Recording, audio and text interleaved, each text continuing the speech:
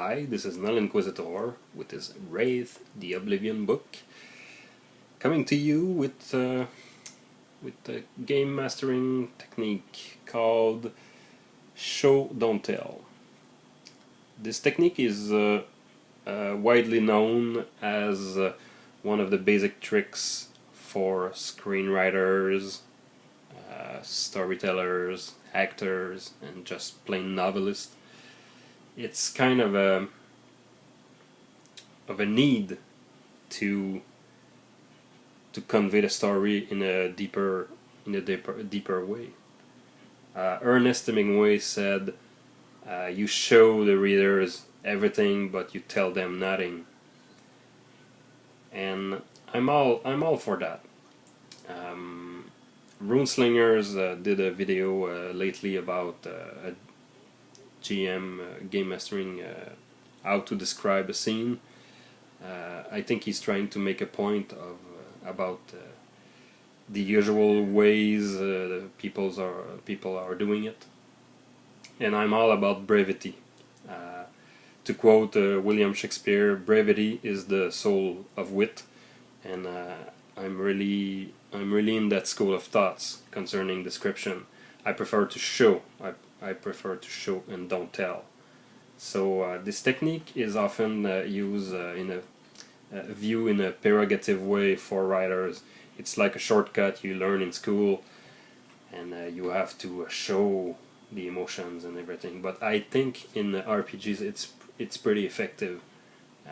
You see, RPGs are not literature, and the thing is that most game masters out there are really, well, most of them will tell you about their favorite series of novels. They will tell you about their favorite books. We're a literate bunch, and oftentimes literature and novels and fantasy series and science fiction series become like our Bibles, and we use that kind of art form in our gaming. The thing is, most players of the video game generation and the MTV generation and the YouTube generation, and even old-timer like me, some people don't respond well to lengthy description and really thought out sentences that convey every little details. And I prefer brevity. I prefer to say stuff like the character or the player can interpret in their own way, and that's part of the fun for me. It's not about telling what my NPCs have in mind or what my NPCs' emotions are. My players are supposed to guess, are supposed to know by themselves or interpret by themselves. Unless they're giving me a skill roll or something, I will not give them. See if a player have a talent for reading auras, or a talent for psychology, or a skill in detect lies or body language, and I will simulate the fact that his character is good at these things, and I will ask for a roll maybe in some crucial moments, and I will give stuff up. Okay, you see sign of anxiety or sign of anger, but unless they're doing that, I will try to hide my shit. I will try to hide stuff from the players. I'm all about brevity, and brevity is cool because you're saving energy for later use. The goal is not to drown the reader in heavy-handed adjectives, but rather to allow the readers, or in this case the players, to experience your idea, but by letting them interpret the result. So you see, depending on the context of the scene, a player will interpret some details one way and the other player another way. But at the end, they will have like a consensus of what happened in the scene. But the subtext of the scene will be can be open to interpretation, and so it keeps the mystery on. And if you know me a little bit, I'm all about mysteries and the mystery box and keeping stuff from the player. It's really an art to not give away stuff to your player. It's really an art to keep your mouth shut and to keep secrets and to plan and to that's why I love the screen so much. The GM screen, you can hide stuff. You can you can have a blank sheet and the player don't even know, or you can have a full Bible of stuff going on. And I love this barrier. It's like the scene in theater. So the show don't tell is the use of demonstrative techniques rather than a blatant narration. I don't like blatant narration. I like to establish narration, but by demonstration. I think the key word is demonstration.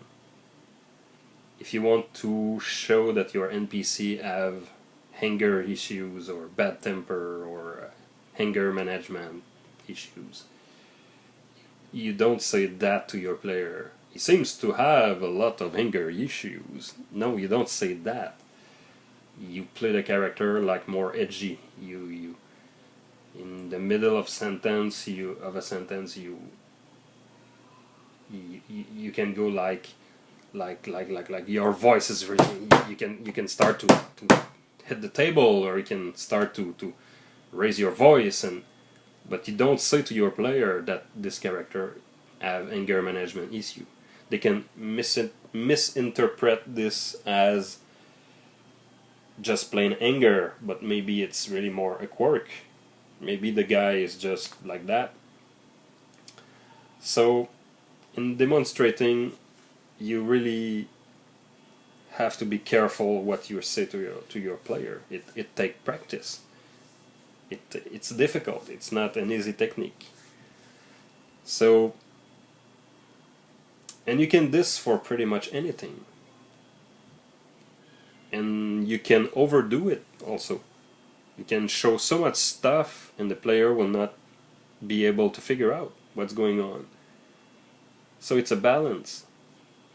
But in philosophy, it's all about brevity, demonstration, showing stuff to your player without explaining them. You cut that part, that explanation part, you cut it. Or you shorten it to be manageable for someone with short attention span, or someone who want to understand the stories at their own pace. You see, it's not a book. People will not understand what you're saying immediately. If some people will not have a good memory too. So if you describe 20 sorts of feeling and details and sound effect and odors and all that in 2 sentences or 1 sentences, people will forget and you will lose stuff. People cannot keep that much in their head.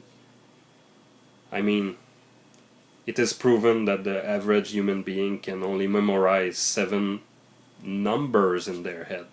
Just 7 numbers. Think about it. If you do lengthy sentences to place the characters or the players in a particular state of mind, that may be okay, but you can do it faster. You can just be brief about it. So you see, people will not understand right away. They will need time, and it's better sometimes. You see the old proverb, an image is worth 1,000 words. It's really about that. If you're trying to be visual in your description, showing stuff or action, describe action that have deeper meanings instead of just explaining what's happening, you're gaining time. I'm not saying that sometimes you don't have to explain stuff to your player. Obviously, it's about context, it's about situation. But when you're doing lengthy description with heavy-handed adjective, you're in that literature mode, you're in that bookish mode. So if you want to I think, maybe, I'm not an expert again, but from experience, if you want to create that immersive experience, just be brief. Engage your player right away, face to face. Say a sentence or two, and then bam, ask for a reaction right now. Show stuff, and then try to peek at your player's interpretation of what just happened. Ask for a role, and when they're while they're rolling their dice and checking stuff up, try plan your next sentences and your next description. And when they announce you the role that they did, bam, you another 2 sentences, and ask for that intensity in the game, in the gameplay. And you cannot do that by describing something for 2, 5, 10 minutes. You have to be brief. So maybe you can open a game with maybe a longer description to explain, recap what happened last session.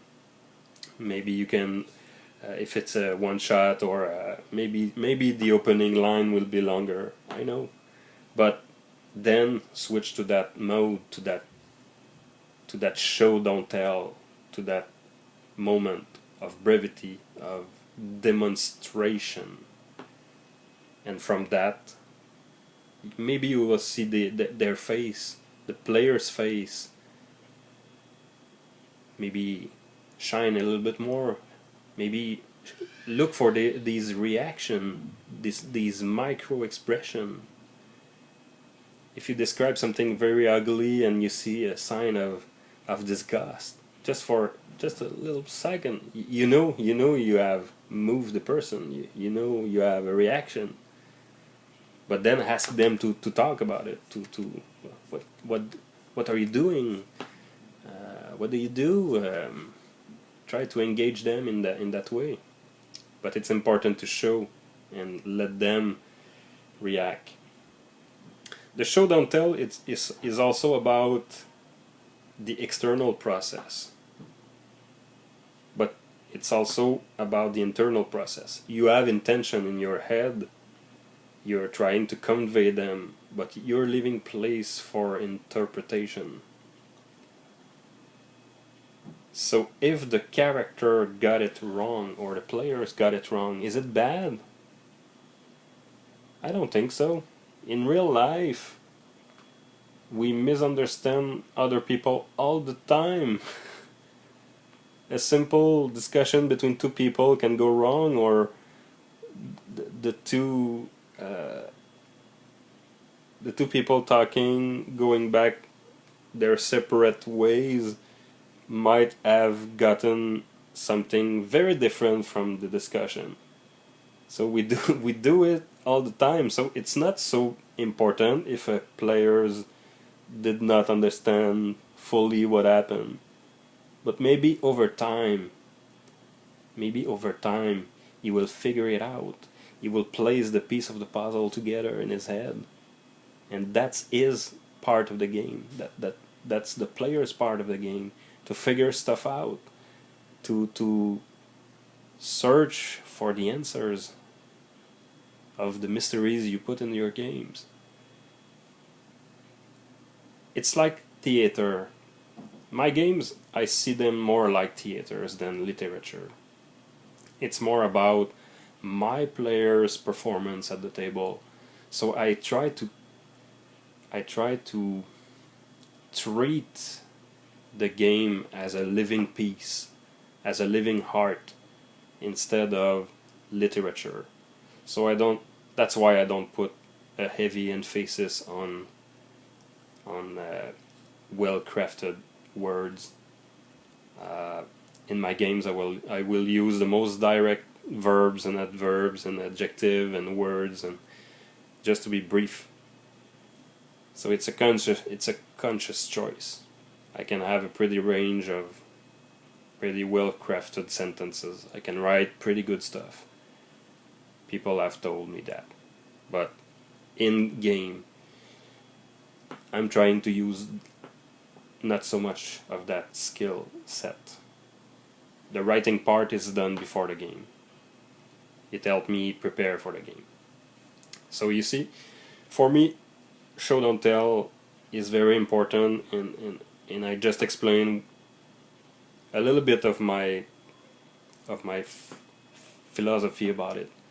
It's really about leaving the player doing their part and not giving them all the explanation and the interpretation that I come up with. So thanks for watching. I hope it makes some sense. Compare